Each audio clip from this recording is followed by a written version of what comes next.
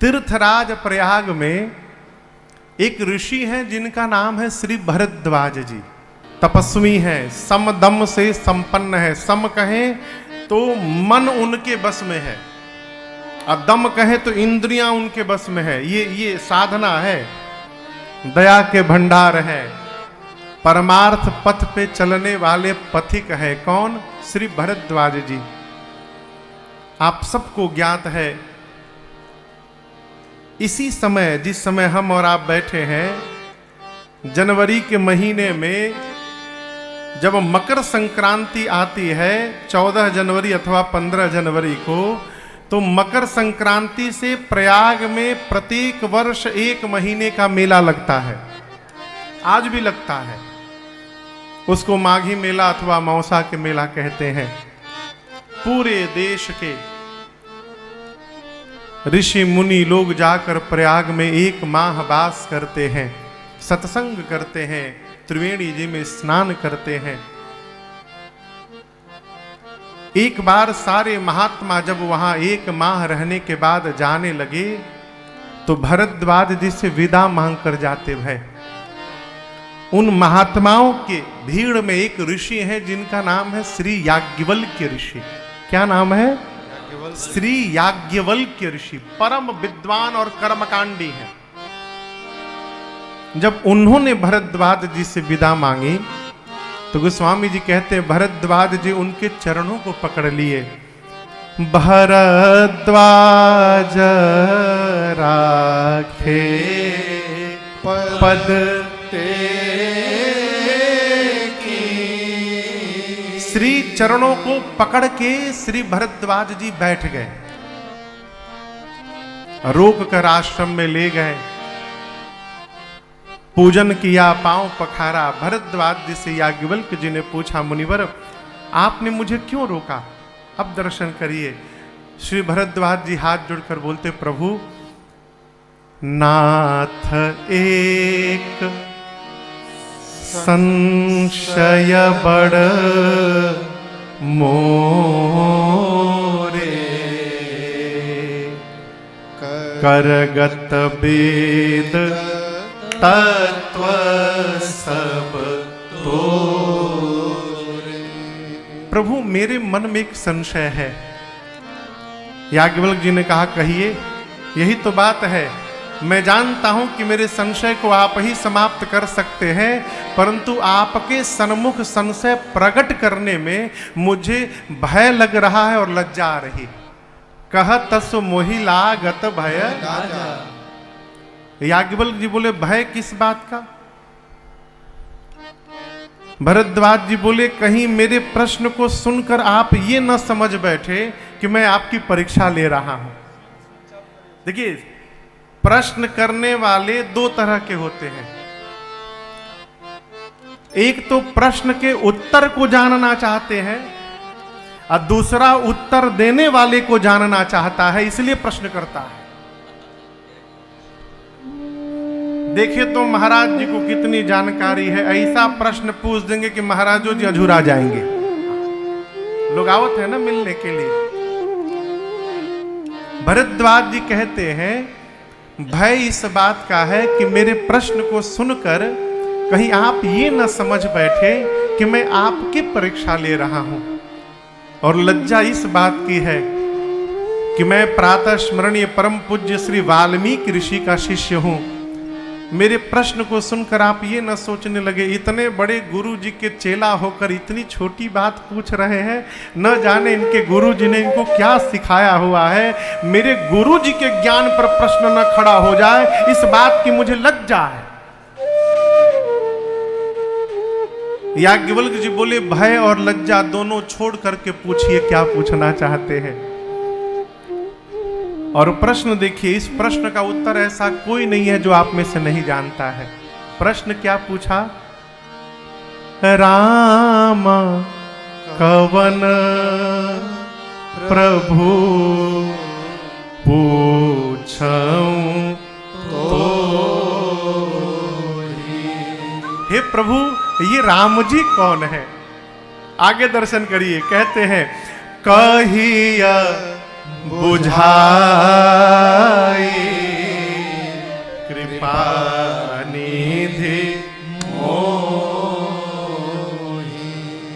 ये राम जी कौन है। और दूसरी बात, आप परम विद्वान हैं, आप गागर में सागर भरने की शक्ति रखते हैं, आप मेरे प्रश्न का उत्तर एक शब्द में दे सकते हैं, लेकिन जितने ज्ञानी आप हैं मैं नहीं हूं, इसलिए ऐसी भाषा में समझाइएगा कही अब बुझाई कि हमको समझने में कठिनाई ना हो, आप सरल बनाकर सुनाइएगा। ये क्या है? जीवन में कुछ प्राप्त करना चाहते हैं तो पहले अपने को अज्ञानी मानना पड़ेगा। ज्ञानी मान करके जहां भी जाइएगा कुछ मिलने उलने वाला नहीं है।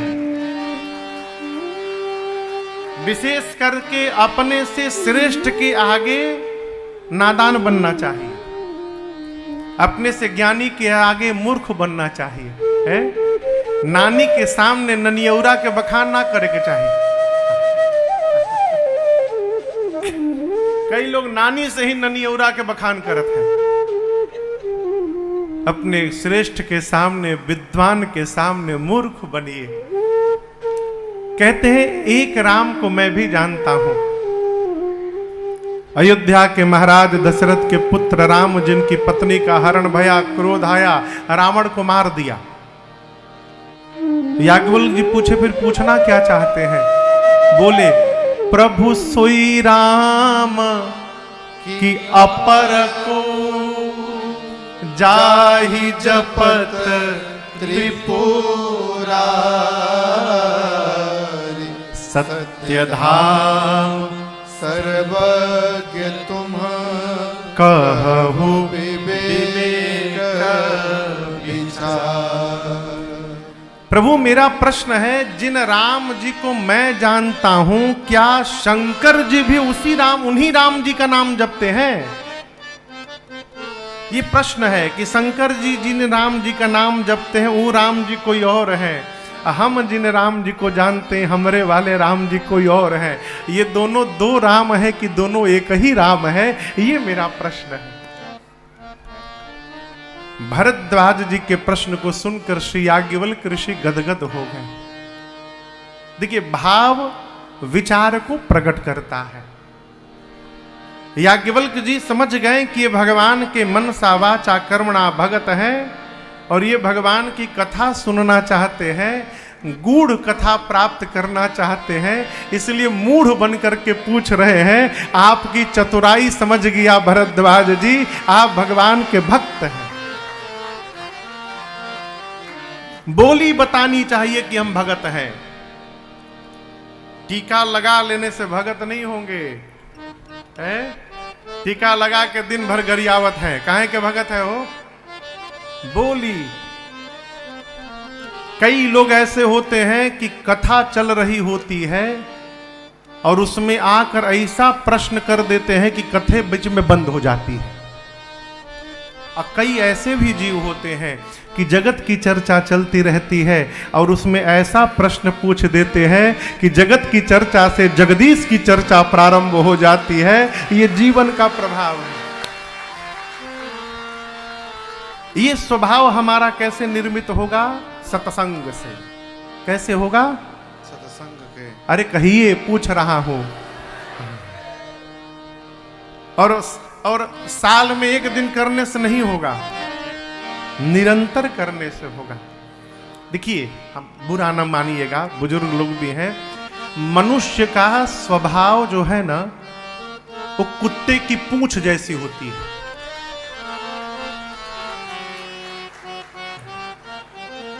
कान पकड़ के कह रहे हैं,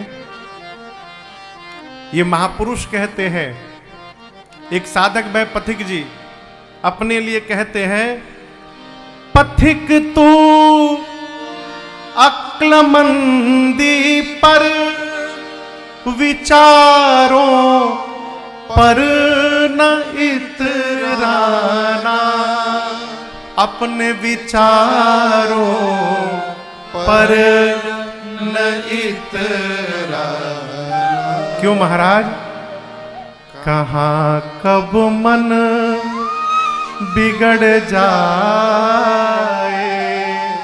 कहाँ कब मन बिगड़ जाए, विचार विचारों का भरोसा क्या, उलझ मत दिल बहारों में बहारों का भरोसा क्या। मनुष्य का स्वभाव कुत्ते की पूंछ जैसी सीधी होती है कि टेढ़ी? जोर से कहिए। अब सोचिए, एक कुत्ते की पूंछ में लोहे का पाइप। हम लोग छोटे थे तो गांव में एक पापड़ मिलता था, फोफी, पीले रंग का, लाल रंग का, हरे रंग का, और उंगली में लगा लगा के, आप लोग भी बचपन में खाए होंगे, 10 उंगली में फोफी लगा के और खाते थे। वो भी अद्भुत आनंद था। लोहे की फोफी लेकर कुत्ते की पूंछ में लगा के बांध दिए। अब बताइए, फोफी के भीतर जाने के बाद पूंछ टेढ़ी रहेगी कि सीधी? हाँ, सीधी हो गई। पाइप लगा दिए, फोफी, पूंछ सीधी हो गई। उसको 2 साल तक बांध के रखे उसी तरह। 2 साल बाद जैसे फोफी निकालिएगा, फिर उसकी पूंछ टेढ़ी हो जाएगी।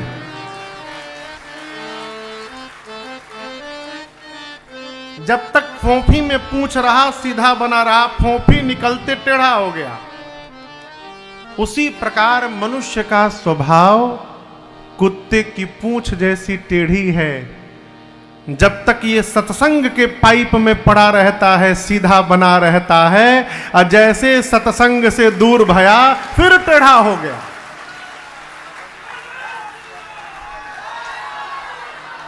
इसीलिए साधक कहते हैं, सदा जो सुसंगति में आते रहेंगे, सदा जो सुसंगति में आते रहेंगे, वो जीवन को अपने सजाते रहेंगे, वो जीवन रहेंगे, आते रहेंगे, वो जीवन को अपने सजाते रहेंगे, वो जीवन को अपने सजाते रहेंगे, सदा जो सुसंगति में।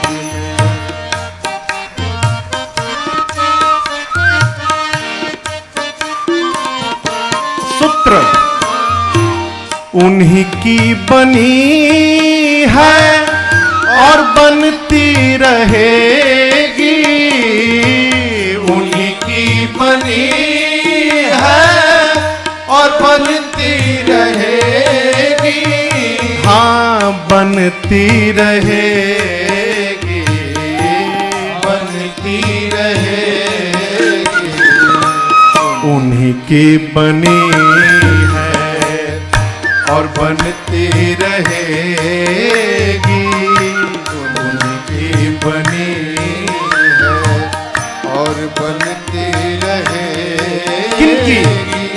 जो बिगड़ी किसी की बनाते रहेंगे, जो बिगड़ी किसी की बनाते रहेंगे, सदा जो सुसंगति में आते रहेंगे, आते रहेंगे, वो जीवन को अपने सजाते रहेंगे, वो जीवन को अपने सजाते रहेंगे, वो जीवन को अपने सजाते रहेंगे, वो जीवन को अपने सजाते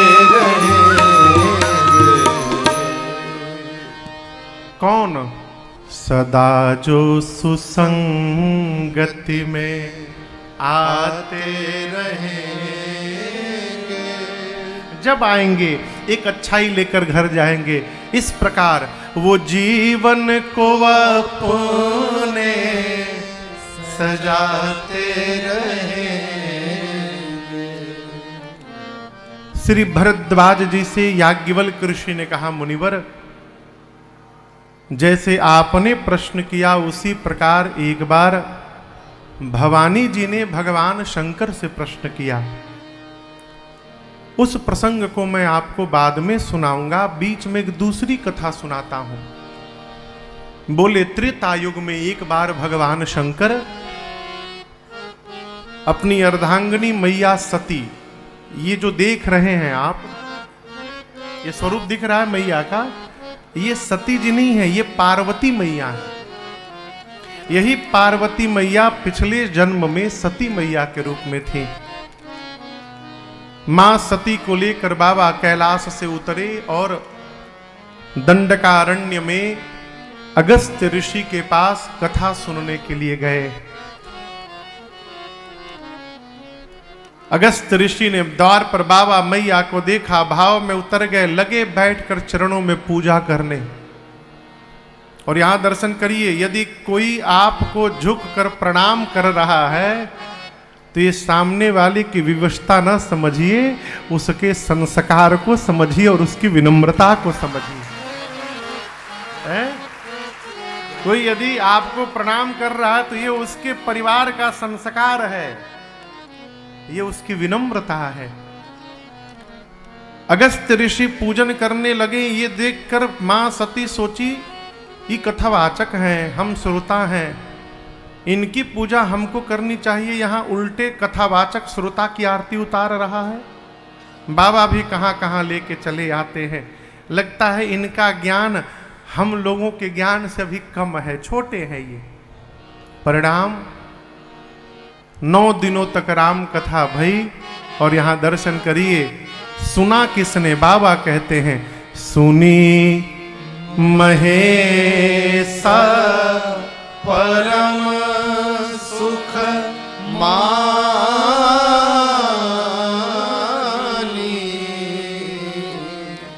मां सती केवल बैठी रही, सुनी नहीं। यहां हजारों की भीड़ है, सब सुन रहे होंगे। यदि सुन रहे हैं तो आपका सौभाग्य, नहीं तो कई लोग इसलिए भी आते हैं कथा में कि लोग जाने कि हम हो भगत हैं। कई लोग आयोजन समिति को दिखाने आते हैं। ये जो ये कैमरा घूम रहा है ना, जैसे कैमरा सामने पहुंचा, जुट्ठे नाटक, आंख खोल के मैं देखो तो मुलुर मुलुर कैमरवा बाग की गईल।